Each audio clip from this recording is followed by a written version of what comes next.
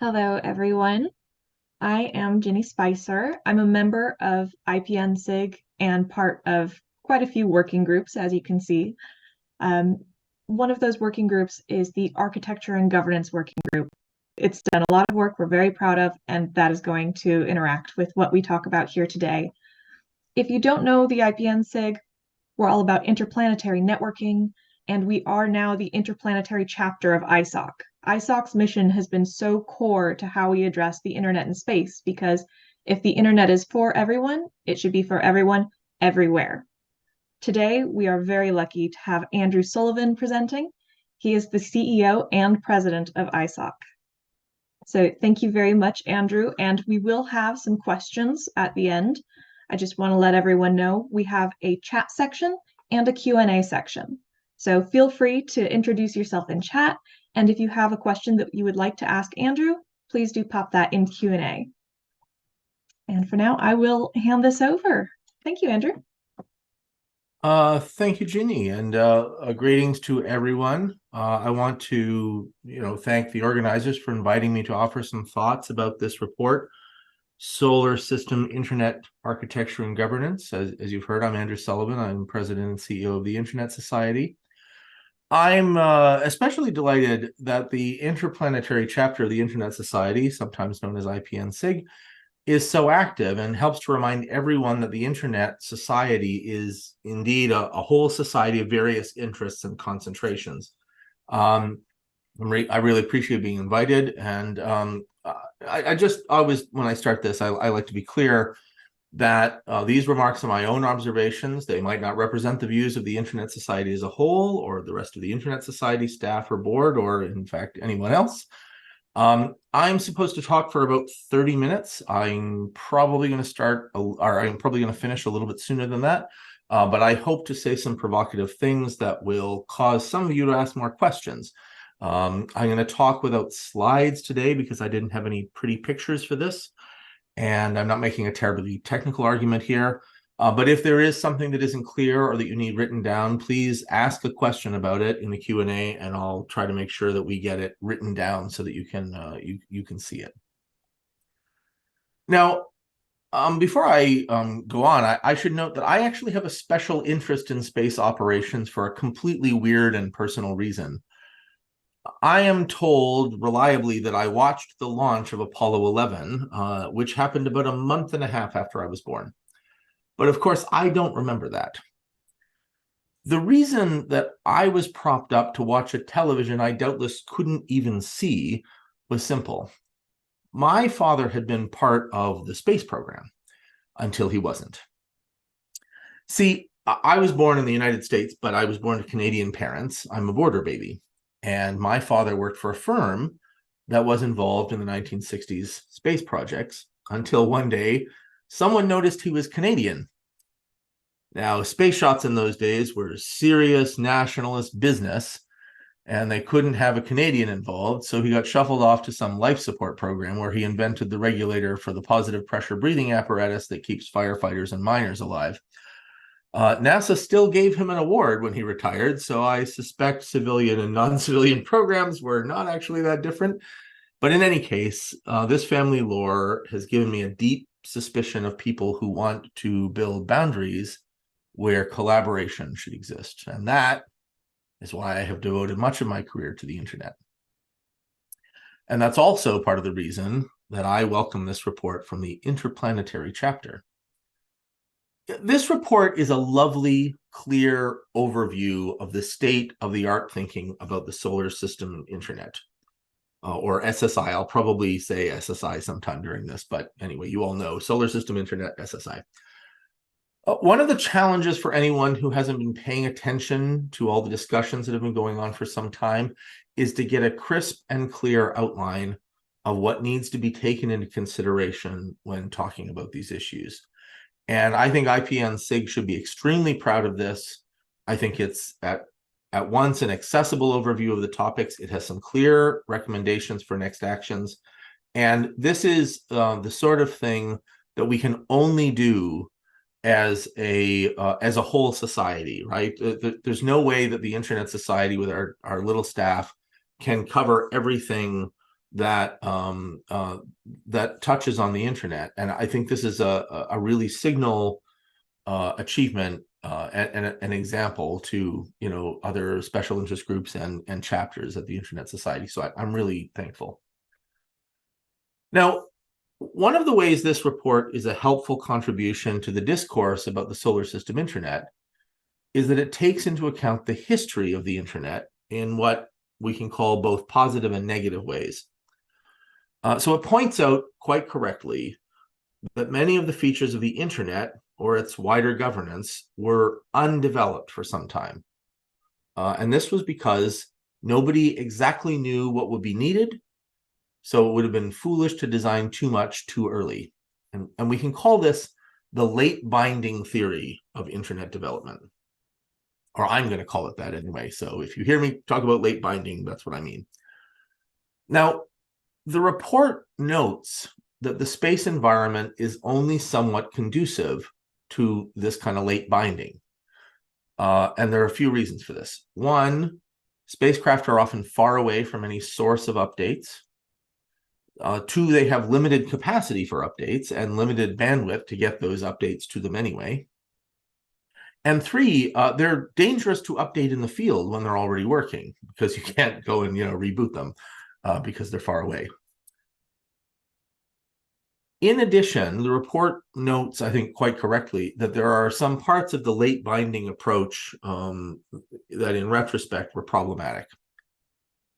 And the most significant of these oversights in the history of internet development was the historical lack of security mechanisms. And there's a very nice discussion of this in the report. Now, it's easy to see why security was really an afterthought in the early internet development and deployment. When TCP/IP was adopted and deployed on the internet, it was possible to get a list on paper of all the people in the world who had access to the networks that would become the internet. Everyone had some sort of formal relationship with the US Department of Defense. And so security problems were, in theory, pretty easy to deal with. I mean, first of all, you have somebody who is in charge who has, nuclear arms, but more importantly, they can prosecute. And this is, in fact, what happened in the wake of the Morris worm. Most of you, I'm sure, are familiar with, it was a large-scale exploit that was released on the internet in 1988, and the solution to that problem was, in part, to prosecute. Nevertheless, this late binding on security turned out to have two problems. The first problem is that an environment of lax security thinking tends to produce a number of practices that increase the overall vulnerability of the total system to both malicious and mistaken acts. And the Morris worm is, in fact, a nice illustration of this. If you haven't read about the Morris worm, I encourage you to do so, because it's a great microcosm of it. It depended, in order to further its spread, it was not only dependent on exploitable code, it also exploited very common practices in the ordinary systems administration of the day. And it wouldn't have worked if it had not been for both the vulnerabilities in code and the vulnerabilities in operations. Now, by designing a networking environment that treated security questions as a later add-on, thinking about security itself tended to be an add-on. And the result is, to this day, security discussions contain a hint of magical thinking, in which we take systems that were fundamentally designed for disconnected operation, we hook them up to the internet, and then we're completely shocked when this produces new system vulnerabilities. And I think there's some very good discussion in this report about this set of problems and why these issues need to be faced. The second problem, I said there were two problems. It turns out that retrofitting security into a deployed system is really hard. So routing on the internet, even today, continues to be plagued by both intentional false announcements and bogus routes that come from operator errors. And this is mostly because good security practice for routing remains a challenge despite the excellent work of initiatives like mutually agreed norms for routing security or manners. The DNS security extensions also often turn an apparently working DNS arrangement into just a fragile piece of infrastructure prone to outage at any moment. People who ran their DNS for a decade suddenly find they turn on DNSSEC and they've got all kinds of problems that they didn't expect. Until the advent of the automatic certificate management environment, or ACME, and the rise of Let's Encrypt, a project to make security TLS certificates easy to operate, proper use of transport layer security was financially expensive and prone to error. It is really tough to bolt on some new feature like security, however you understand that, without leaving the possibility that someone can come back and remove the bolts and thereby disable the feature. And I think this is an issue that I think the report highlights, and that's great. And yet, if I have any worry about the discussion of security in this report, it is of the possibility that the perfect will become the enemy of the good or good enough. And this is rooted in the same consideration of the history of the internet that I think the report concentrates on in many cases.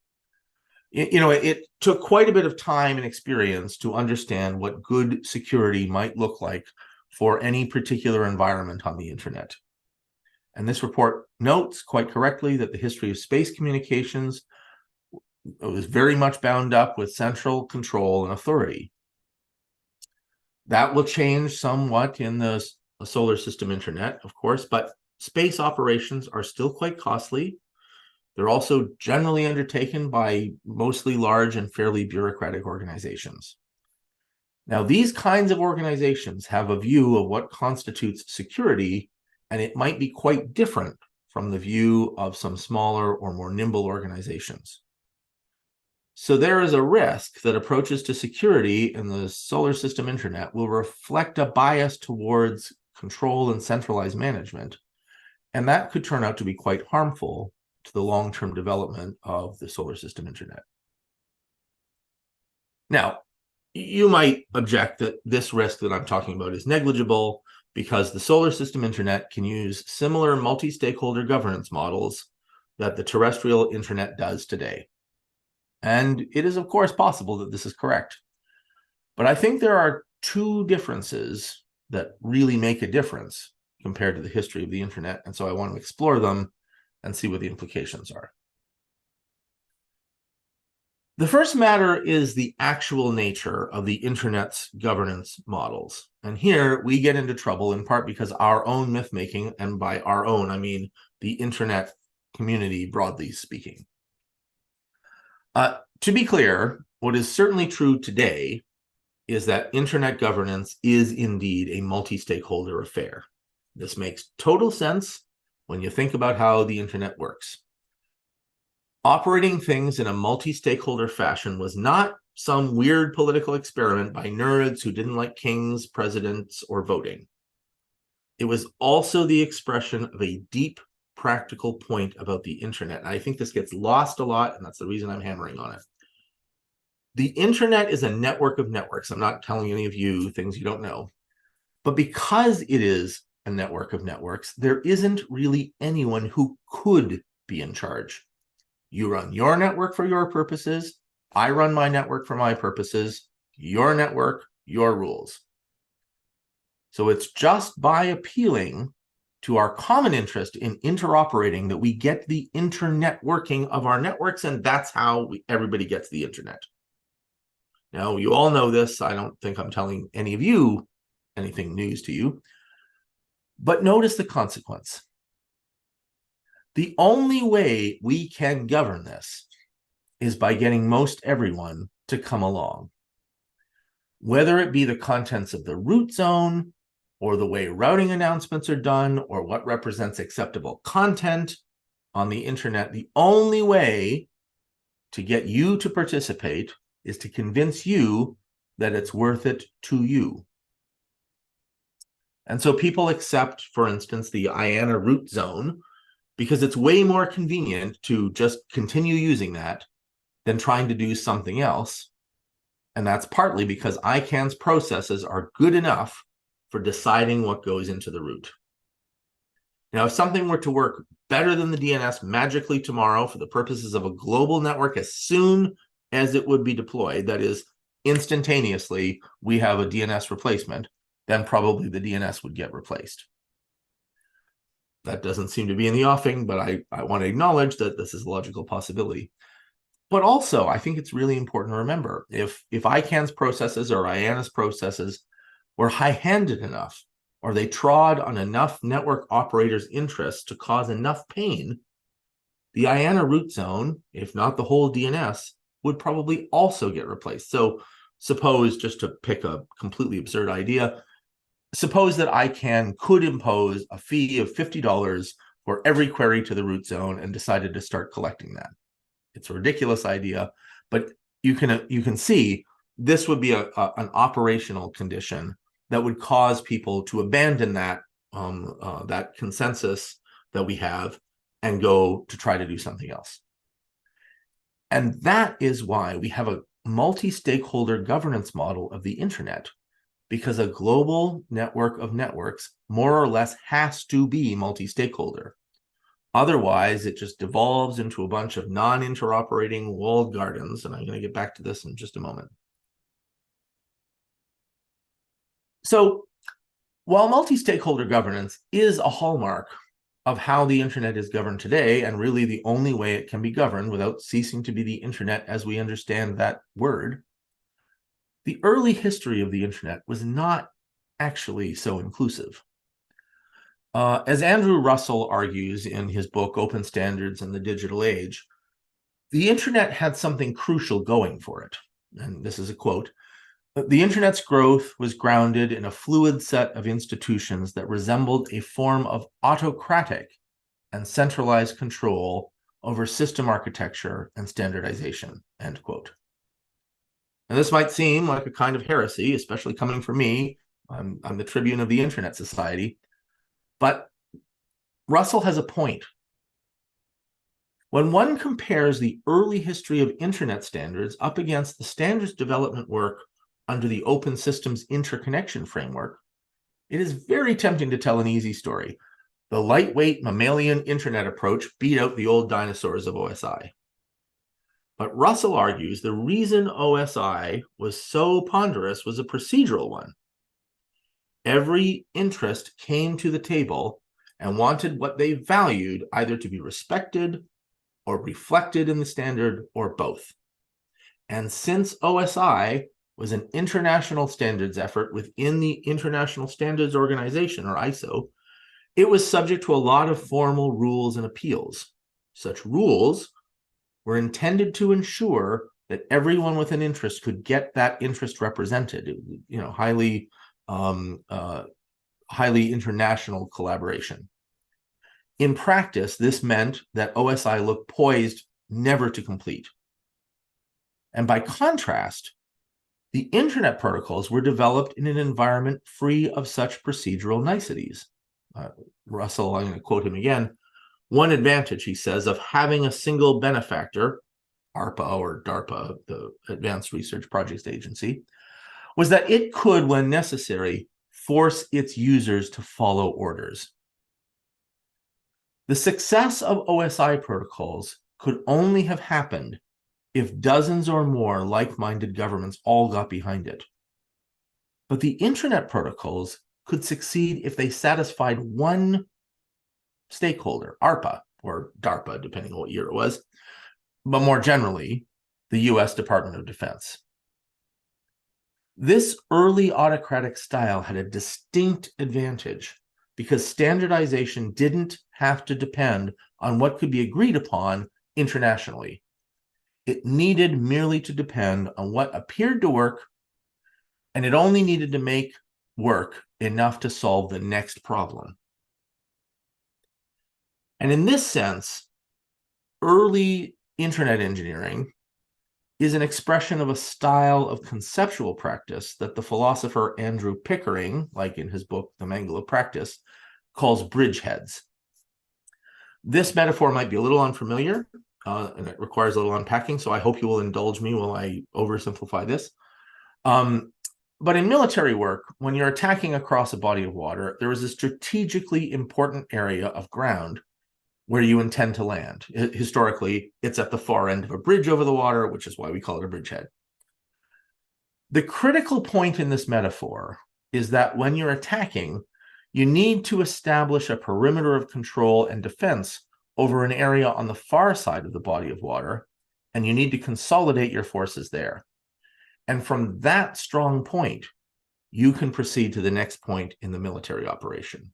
But critically, it is not always clear when you're establishing a bridgehead what the next strategic point after it ought to be. It's only after consolidating your position in the bridgehead that it is possible to see just what the next step is.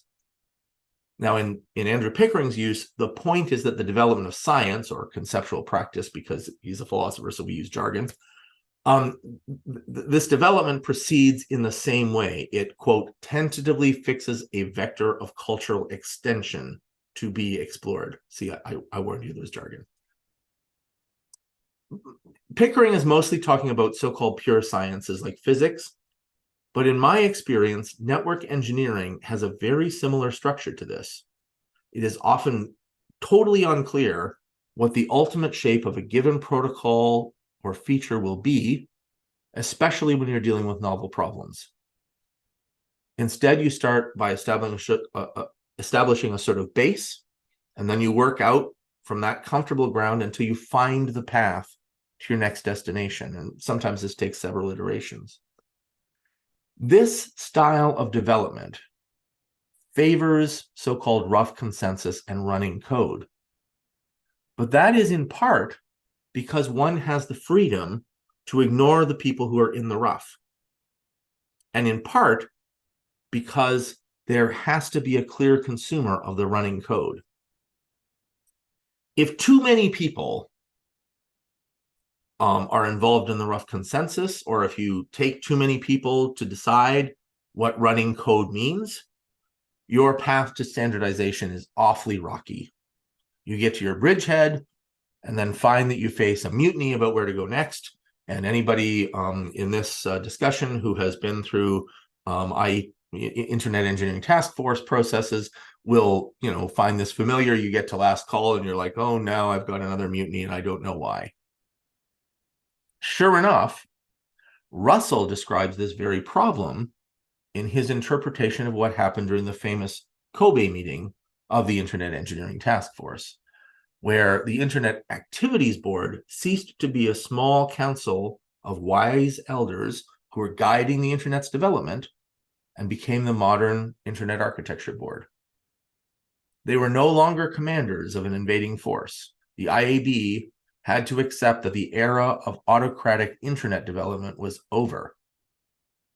Internet engineering through the IETF may not have become truly multi-stakeholder today. Everyone who might have a stake in the development of the Internet and its protocols may not have a voice in the IETF. But the development of the protocols ceased to be subject to the autocratic decision-making of a small cadre of people who could satisfy a single benefactor, ARPA or DARPA. Instead, the engineering theory for Internet protocols and the development of the constituent networks was that those who needed to develop either protocols or operational conventions were people who had customers, and those customers' needs and wants would shape the solutions that would then be offered for standardization. Thus do we have the contemporary multi-stakeholder approach to the Internet's operation. For the most part, it serves the Internet really well, but it is a contingent fact of history that emerged in part with an appreciation for what internetworking requires. And if we forget that the Internet really is a network of networks, then either as one global culture or as several different cultures trying to address how the Internet affects our respective societies, we might break, either accidentally or purposely, the governance model and hence undermine the internet itself. So all of that long discourse is to show this first difference. The solar system internet is being built as part of a universal internet that is itself nowhere near as healthy or unified in terms of law and policy as the internet that emerged from the interoperation of several pre-internet networks with a tight control around how it developed. The second difference involves the nature of stakeholders in the solar system internet and the contrast with the nature of the many, many kinds of stakeholders on the internet. As the report quite correctly notes, the SSI is hardly a simple extension of the internet as most people experience it today. The report explores in some detail the operational realities of the SSI, but underlying this is the important fact that the actual users of the SSI resemble to a much greater degree the earliest adopters of the internet than they resemble the user population of the terrestrial internet that we have right now. So the late binding approach that I mentioned earlier was in part a result of the consumers of the early internet also being its developers. There are good reasons to suppose that the SSI will have a similar development arc because there are good reasons to suppose that we could be surprised about the killer app for the SSI. The ARPANET was conceived as a way to allow resource sharing among advanced research project agency funded researchers, but email seems to have been the thing that really made it critical for the researchers, at least as much as remote access.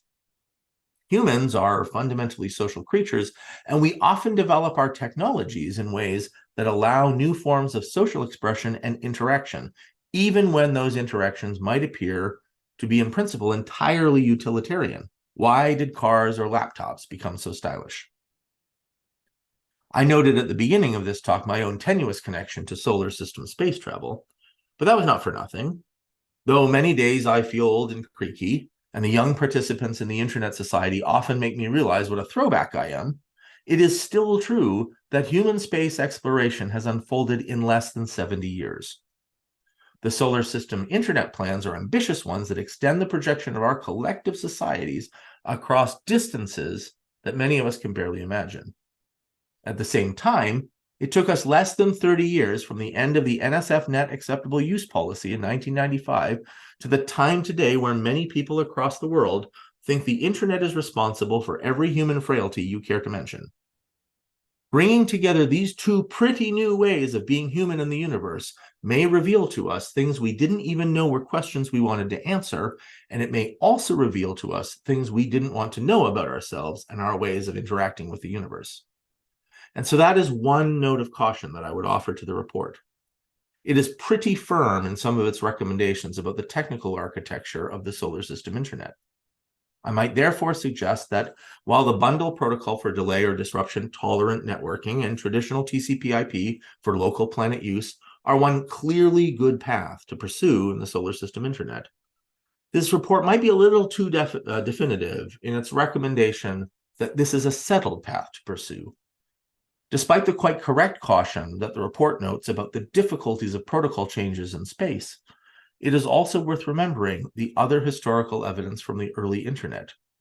It seems to be a commonplace, Vint Cerf himself has said it, that IPv4 was never intended to be the production version of IP.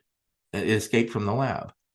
The domain name system protocol, with which I am familiar, was not designed with versioning, and we have been struggling with that fact for a long time. By contrast, Transport Layer Security 1.3 rolled out very quickly on the internet because of the ways its deployment fit the versioning capability of the basic protocols and the incentives to all the participants in the internet to undertake the upgrade. And so this might be a path that is worth considering for the solar system internet. By the way, that question of incentives will be critically important for the SSI. This is because, as the report notes, there will be quite a few players in the network. Space operations are expensive, and so it might be tempting to SSI participants to try to minimize changes, including protocol or operational changes that would be valuable. So the incentives to be bold and flexible are important, and that is why I worry that the report may suggest slightly more than is warranted, that the architectural choices are totally clear. Finally, I'd like to raise something that I think is not really in the report, and I think quite probably correctly. And this is a question of whether the solar system internet might be a threat to the terrestrial internet. Now, this might seem like an absurd idea. After all, the solar system internet simply expands the capability of the terrestrial internet, so surely it can't be a threat to that terrestrial internet. This view almost certainly supposes that the terrestrial internet is healthy. I foreshadowed this a few minutes ago. The bad news is that the internet is in perhaps the gravest shape it has ever been. When I first connected to the internet, I imagine this is true for most of you, it was regarded as a marvel. In those days, if you asked somebody whether they wanted to connect to the internet, there were only two responses. Response one was, "What is the internet?" Response two was, "Yes, please." Today, we see governments attempting both to shut down the internet within their borders and to regulate its use in ways that turn it from a medium of interactivity into a medium of passivity.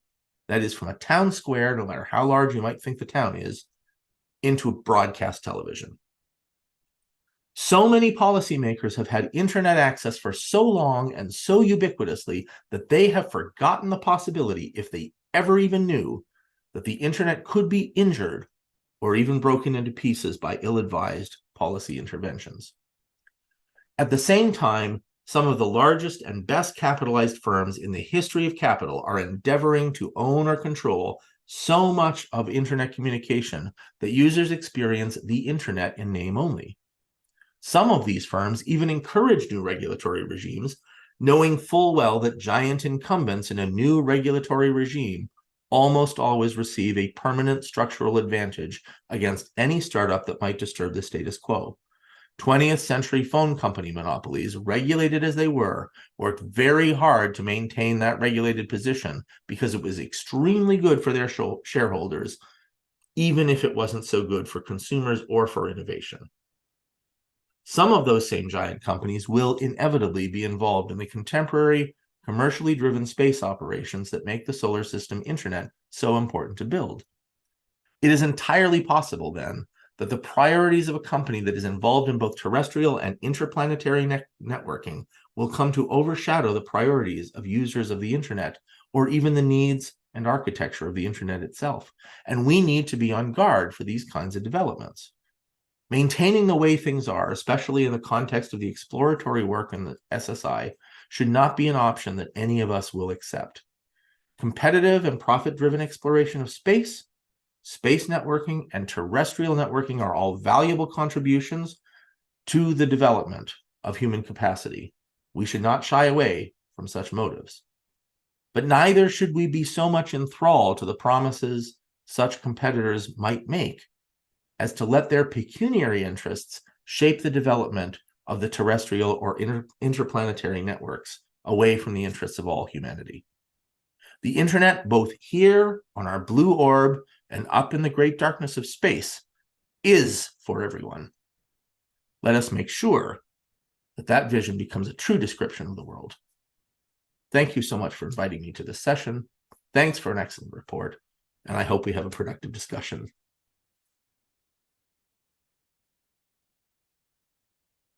Wow, you've certainly given a lot to think about. I see we do have a couple questions in chat.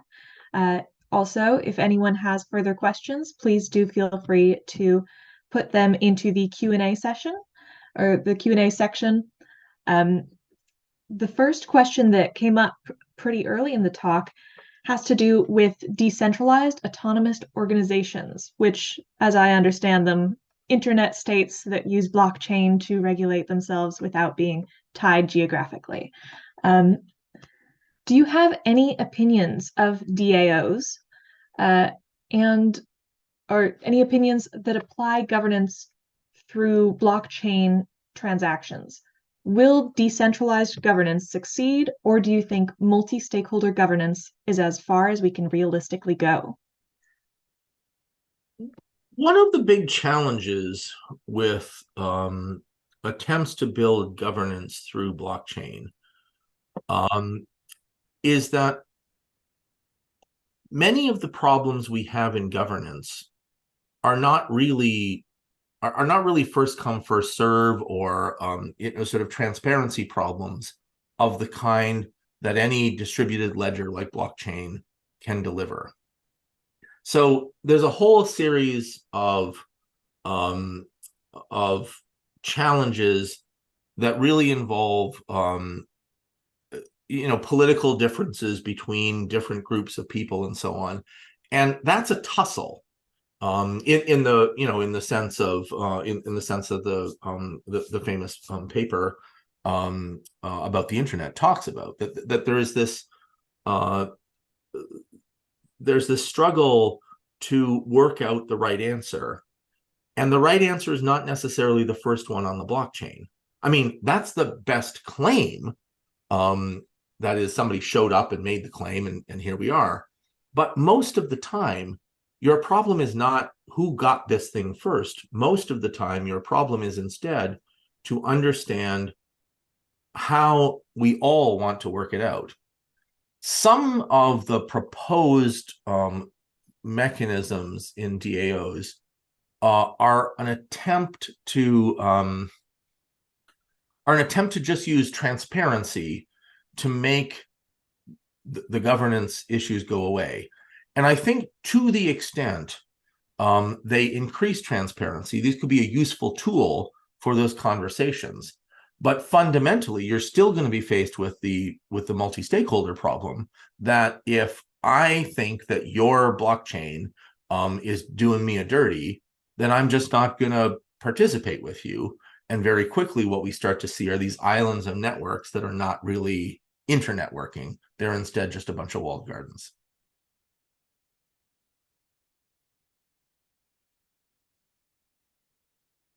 Interesting. That question came from Philip Linden, so thank you, Philip. You mentioned that you are new to IPNSIG, and a strong start, because that is definitely a big question to be asking here. We have another question from Mark Blanchett. In your view, how do you see the roles of the current internet governance stakeholders, such as ICANN, RIRs, IANA, IGF, when it comes to the SSI? Well, I mean, some of this is sort of straightforward, right? Like, I mean, if you need IP addresses, you might have a problem as to which region you're in when you're out, near Mars, because all of the regional internet registries are built around terrestrial boundaries. The Internet Society itself had this little problem, in fact, when we were trying to figure out how to deal with the Interplanetary chapter, because the way our language worked was set up about how you have to be somewhere on Earth, and it struck me that there wasn't any particular reason why the geography had to be geographical. It was just a point in space, and so we decided that Interplanetary was also a place, and therefore it worked. I think that the some of the regional internet registries, the interesting question would be which one are you going to use for those kinds of things?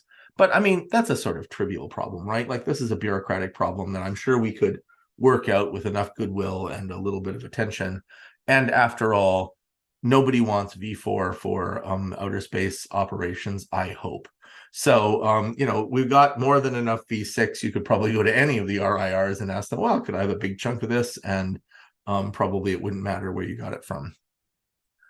The bigger question is whether the kinds of identifiers that are really a big part of internet governance are going to be practical or useful in the space environment.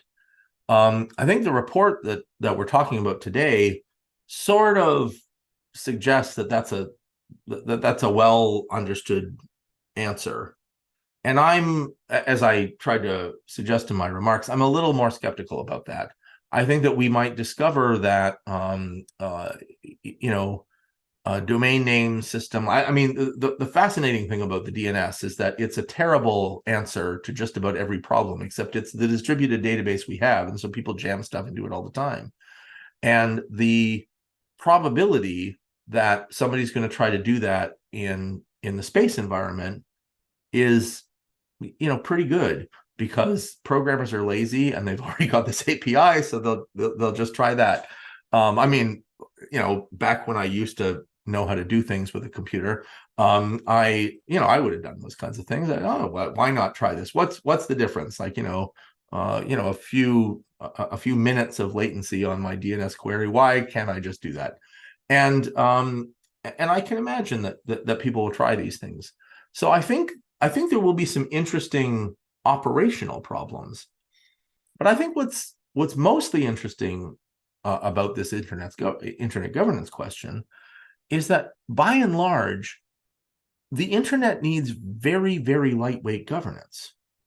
And that's a feature. I mean, there are a lot of people in the world who think it's a bug, but really it's a feature that the internet doesn't really need that much attention on many of these governance questions, precisely because mostly it just works and they're not that contentious. And when they are contentious, it turns out nobody wants to use the contentious parts because they're full of all kinds of, complicated problems, and I just want to get my work done. And I think that history of high value of the practical application of this network, the rough consensus and running code, that I talked a little bit about the tension with it in this talk. It's a very valuable impulse.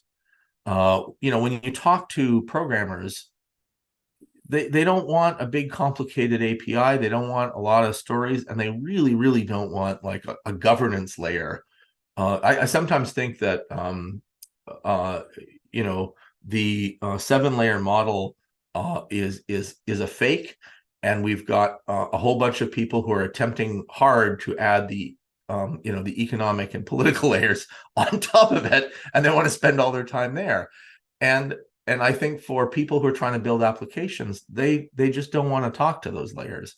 And so that's where I think the stability of those internet governance stakeholders and the predictability of their processes will be a positive contributor to the solar system internet, because it demonstrates to the world, we have this working system. Why do you want to mess with it? Why do you want to introduce new things that we don't need? This one's working. And I think that very strong engineering value of this one's working, so what, explain to me why I need to replace it, is one that we want to return to over and over again in deploying these systems in space. Sorry, that was a kind of long answer to that, but it's a great answer. So I actually have a question to add on to the end of that. Speaking of traditional internet governance infrastructure, we also have some of the space equivalents, SANA for IANA, CCSDS for some ICANN functions. Do you think that our current trajectory of adding space-specific governance bodies matches adaptability, as you said in your first introduction, or do you think it could sort of steer into that non-cohesive multi-stakeholderism problem? This is a great question. On the one hand, it's totally obvious why people would say, "Oh, space is weird. We're going to do a special thing for that." On the other hand, when you're building any kind of large-scale networking, you want to generalize, but you want to generalize only as far as is actually necessary. And I think the hard problem right now is that we don't know how far is the right level. And this is part of the reason that I was tugging a little bit on this sort of certainty that I see in this report about this is what the architecture is going to be, because it seems to me that we're very, very early in the experimental period of internetworking at interplanetary scale, right? I mean, we've got some network experience, from terrestrial places to far out, but none of it interoperates with one another. And interoperation is the really hard problem here, right? And the very next problem you're going to have is, okay, well, if we set up one interoperation thing for space, and then we've got a different one for terrestrial operations, or maybe we call it planetary operations, or I don't know, orbiting body operations or something, because maybe some of them are artificial. Then we have a new problem. Like we're kind of inventing yet another layer of interoperation problem that we haven't worked out how we're gonna do that. And I don't know what the right answer is there. I mean, I can see arguments in either direction, and I think that the right approach to this is, in fact, could be. I guess in fact is too strong. Could be a way of looking back into our history and saying, well, we bound late on this decision, and the reason we did that late binding is because we didn't know what the right answer was, so we just tried everything. And the challenge, and I think the report is really super on this. The challenge in space cases is that the answer to that will not come for decades in some cases, and so you don't know what the right answer is, and so you got to pick something. And I guess that's the real lesson I think that the internet teaches us. Yeah, you got to pick something, build it, ship it, and create enough layer that you can upgrade yourself if you have to, or you got a backward compatibility layer or something, a place in the stack that allows these kinds of upgrades to happen. I guess I mean I recognize that that's a sort of non-answer, but it really is an answer that is like, I don't know, and I don't think anybody knows, because I don't think we've tried it yet. Yeah, well, acknowledging if we don't have an answer is a useful answer in itself. We have gotten a couple more questions in. We have a follow-up from Philip talking about that interoperability.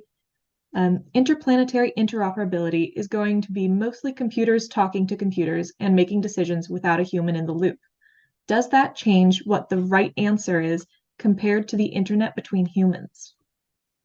Well, I mean, the internet between humans is only one part of what we do with the internet, right? We've always had, essentially since the ARPANET got going, we've always had machines that were talking to one another and not talking to any actual human.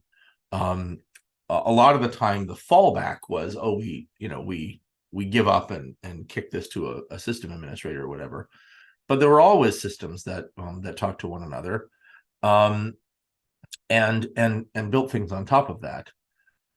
I think that what is probably different is that in the interplanetary arrangement, some of these systems are likely to be physically located in places that we can never get to again. Like, it would be a big deal to go to the wrong side of that never really lines up with our orbital path. Eventually it does, but it's a hard problem. And so I think that we're quite bad at designing systems that last even 6 months in the wild. Like, just try in your house to find a thing that doesn't get updated every 6 months, and you will rapidly discover that you're either in a security nightmare or you're in despair, but what you're not is up to date. And so the challenge here is actually going to be how we maintain this interoperation. I think it might change some of the right answer. Some of the right answers. I think there are security implications to this that really do need to be thought about very, very carefully before we ship these things off into some orbit that we can't get to. because we've built systems that we can't fix, even though we can go and like reboot them. So it's really much worse if we build some systems that we can't reboot, and they're on the other side of the solar system. So I think that it might change what the right answer is, but I think this the sort of fractal nature of right in this right answer is part of the really big problem.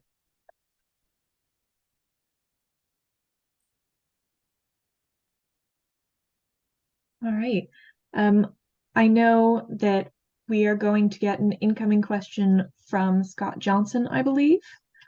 But we've also gotten some feedback in the chat saying that this is a very interesting session, very insightful. So I did want to give an early thank you for saying that. And then also, if anyone has questions, I do want to make sure we don't use up too much of Andrew's time. So please do make sure you get that into the Q&A section if you have any.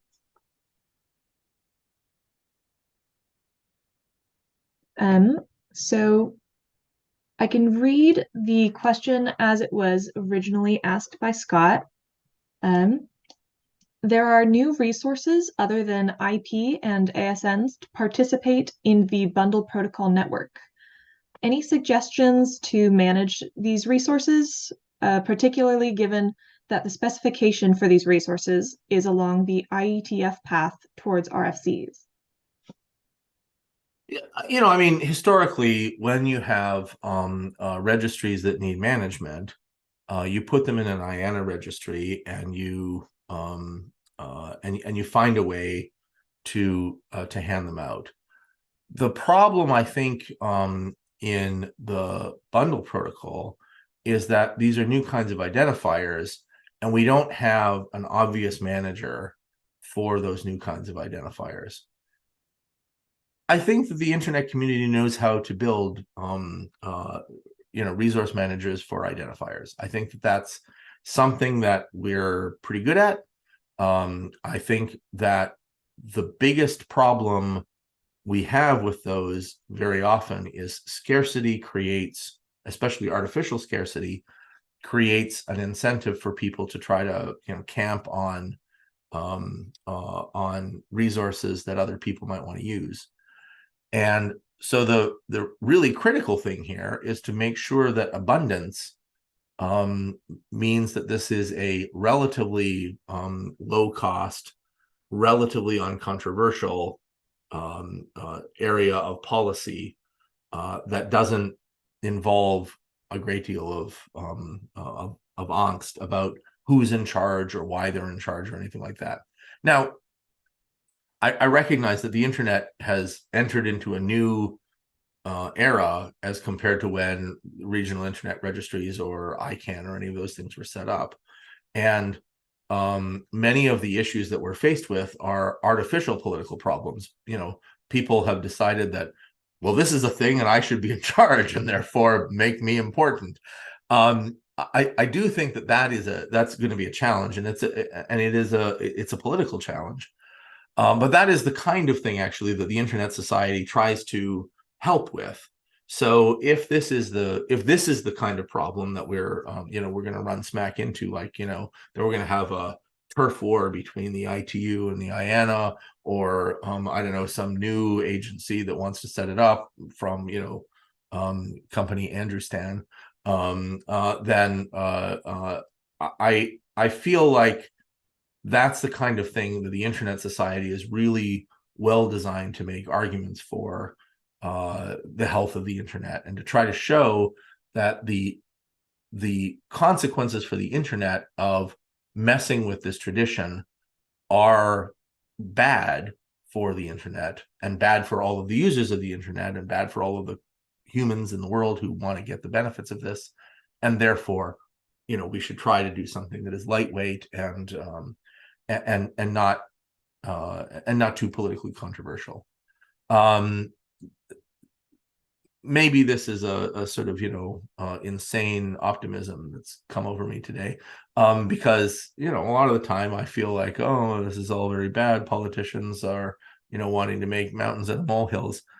But if you make your, if you make your Department of Motor Vehicles or your land registry or whatever sufficiently uncontroversial, nobody really wants to be in charge. They just want it to work. And I think that might be what we want to do.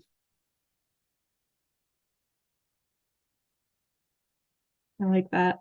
So I believe that is all of the questions that we have in the Q&A right now.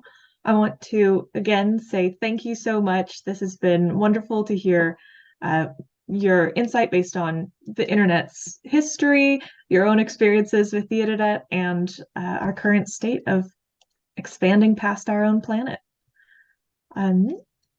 So to everyone attending, this was the response to the Solar System Internet Architecture and Governance Report. That has been linked in the chat if you want to check it out.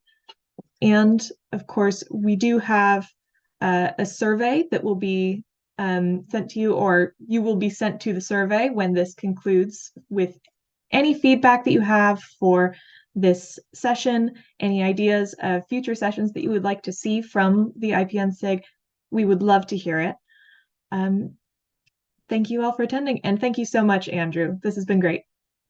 Oh, thank you for having me. This was a real delight.